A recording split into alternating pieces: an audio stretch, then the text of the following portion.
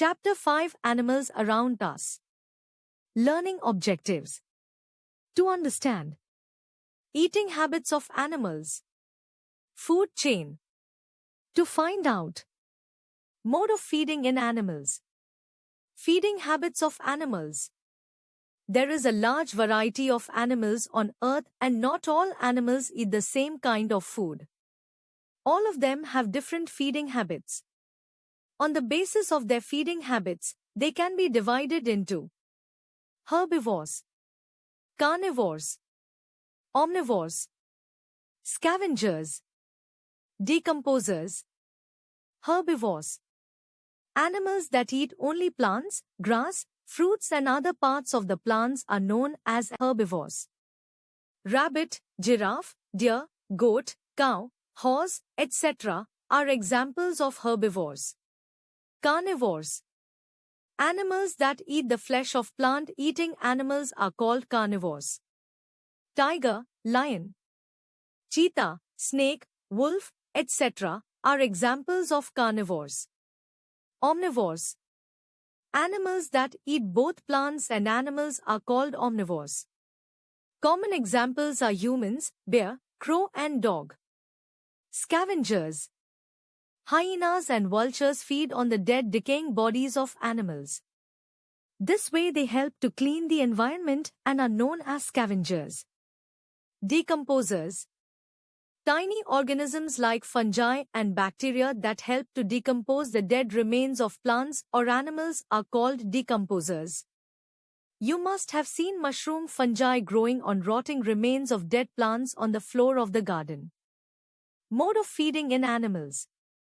We have learnt about the different foods taken by animals. Let us now learn how the eating habits of different animals depend on the food they eat. Teeth in herbivores. Herbivores such as cow, buffalo and sheep chew their food once and swallow it. Later, they bring it back to their mouth and chew it for hours. This is called chewing the cud. These animals have flat teeth that are sharp and broad. They help them to bite off the leaves and grass and chew the food well. Gnawing the food.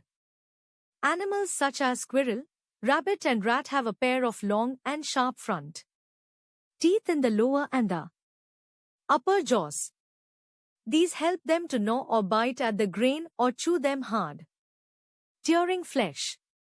The flesh-eating animals or carnivores have very strong jaws. They have sharp, long and curved teeth to tear the flesh. They later use their broad and flat grinding back teeth to chew the flesh and bones. Sucking for feeding. Most insects like the butterflies and mosquitoes have a long tube attached to their mouth. This tube is used for sucking the nectar from the flowers by butterflies. The tubes in the mosquitoes have a sharp edge that helps them pierce through the skin to suck the blood. Other modes. Animals like cat and dog use their tongues to lap up the water or milk. The earthworms swallow the soil to eat the remains of dead plants and animals present in them. The elephants have huge and long trunks that help them to tear off the branches and leaves from trees and also to drink water. Snakes, lizards and frogs do not have teeth to chew their food. The snakes swallow their prey as a whole and the lizards and frogs catch their prey with the help of their sticky tongue. Food chain. We have learnt in this lesson that a deer eats grass and a lion feeds on the deer. This chain wherein one organism depends on the other for food is called the food chain. A food chain always starts with plants or plant products. Because the plants are the primary producers, i.e., they make their own food. Let's revise.